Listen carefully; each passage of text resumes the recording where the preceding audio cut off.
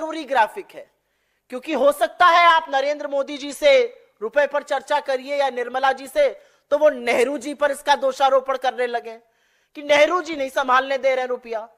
जब अंग्रेज ये देश छोड़कर गए तो रुपए और डॉलर की कीमत 3 रुपए 31 पैसे का $1 था, 3 रुपए 31 पैसे का।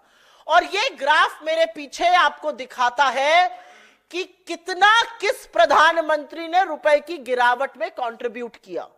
वो 3.3187 पर कैसे पहुंचा, वो जो 83-84 रुपए की गिरावट है उसमें किस प्रधानमंत्री ने कितना कंट्रीब्यूट किया, ये डेटा आपके सामने है। यहां पर नेहरू जी ने टोटल गिरावट में 2% की हिस्सेदारी दी। शास्त्री जी के दौर में रुपए का मूल्य सेम रहा तो उसको हमने यहां नहीं लिया है। इंदिरा जी जब पहली बार प्रधानमंत्री बनी 67 से 77 के बीच में, 67 से 77, तो रुपए में जो पूरा कंट्रीब्यूशन उनका रुपए की गिरावट में था वो 5% का था।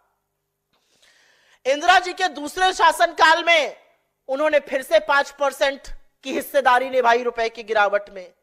वीपी सिंह जी, विश्वनाथ प्रताप सिंह जी के इससे पहले राजीव जी के कार्यकाल में 6% की हिस्सेदारी निभाई उन्होंने गिरावट में।